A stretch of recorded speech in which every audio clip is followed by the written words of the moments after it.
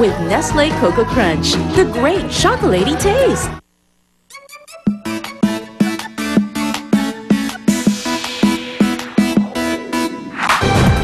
Hindi na napigilan ni Supreme Court Chief Justice Renato Corona na ilabas ang kanyang sama ng loob sa umano'y paghihigpit sa budget ng sangay ng hudikatura.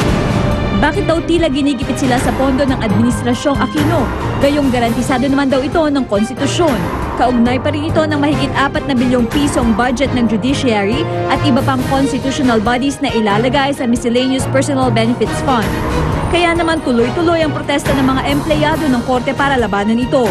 Pero buwelta naman ng palasyo, ginagawa lang nila ito para maiwasan ang sobrang alokasyon ng pondo ng ilang ahensya ng pamahalaan.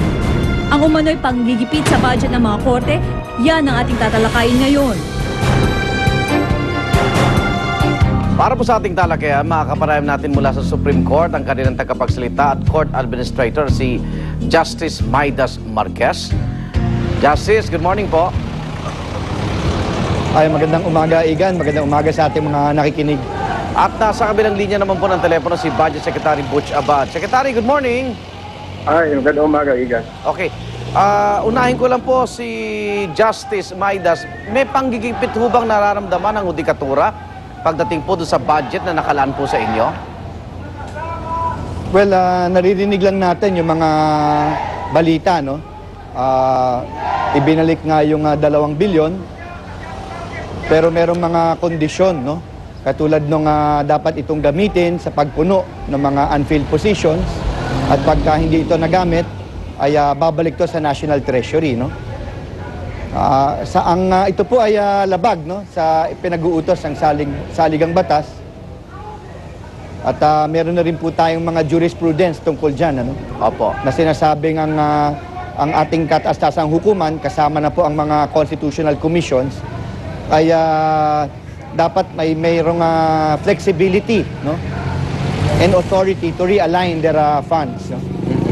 Okay, mismo kay Secretary Butch Abad na natin alamin, yung pagbabawas ho ba ng budget, Secretary, parang tama ho ba yung termino, panggigipit sa hudikatura natin, yung 1.9, ilan ho ba yung nabawas, Secretary?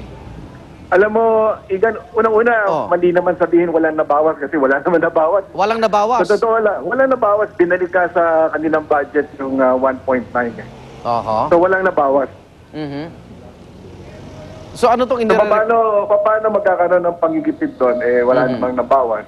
Okay. At ang naglagay ho ng mga kwalifikasyon ay Kongreso. Nag-usap dyan ng Senado at ng House. At ang mandato kasi binigay ng Kongreso, gamitin yung pera para dun sa mga unfilled items. Maliwanag naman yun dun sa authorization ng Kongreso. At sinabi na kapag hindi nagamit yung pera, babalik sa Treasury at hinihingi sila mag-report. No? So wala naman tayong sinasabi na wala silang flexibility. Ang sinasabi lang, dapat yan gamitin kasi marami tayong mga ahensya katulad ng Ombudsman, 49% unfilled. COA, 42% unfilled. So, naapektuhan yung serbisyong binibigay ng mga ahensya kung hindi naman nila pupunuan yung kanilang mga items. Kasi kailangan ng mga abogado, ng huwes, ng investigador, ng accountant, ng auditor para magawa yung serbisyo nito. Okay. Justice, reaction lang agad dun. Meron ba mga bakante na kailangan talagang punan? Well, sa judiciary, nasa mga 16%, no? Ang vacancy.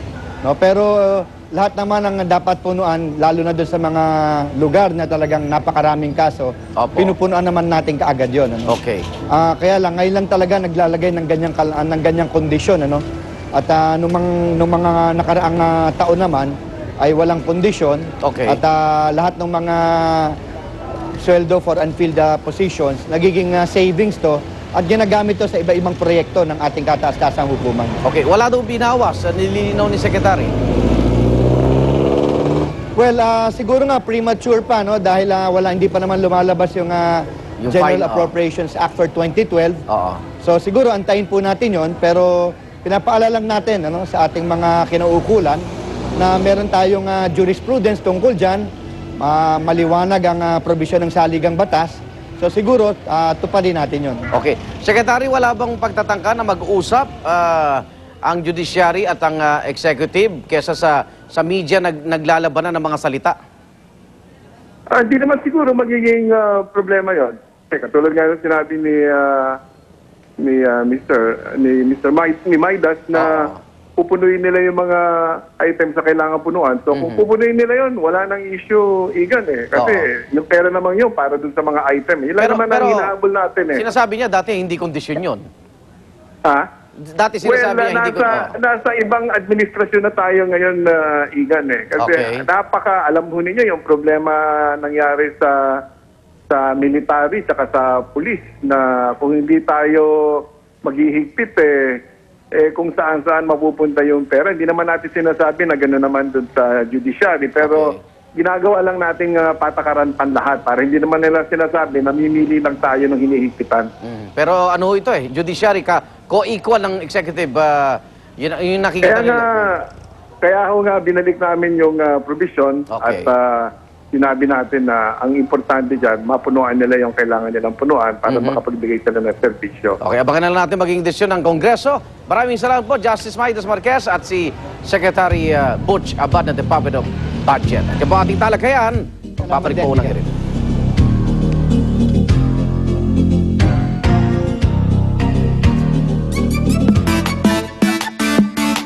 Select Soy Sauce, ang batayan ng tunay.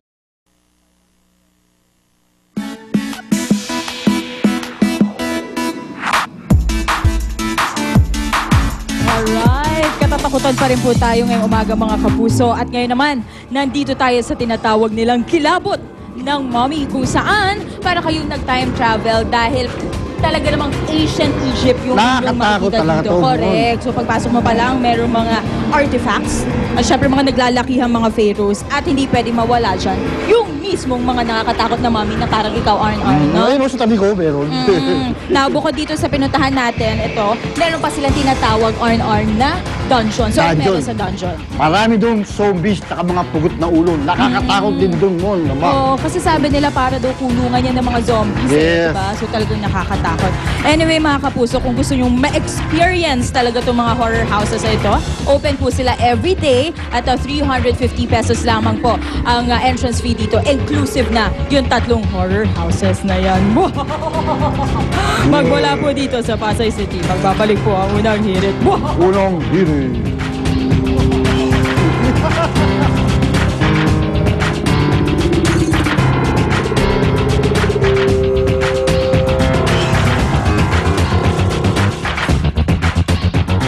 Anay, sumisira ng ating bahay.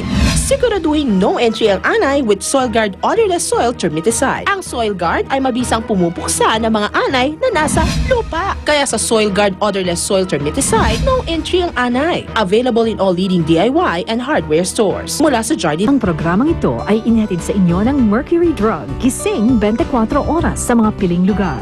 Mercury Drug, tumutulong para sa kalusugan ng bayan. Sa Mercury Drug, nakasisigurong gamot ay laging bago. Ang susunod na programa ay nangangailangan ng patnubay at gabay ng magulang para sa mga batang manonood.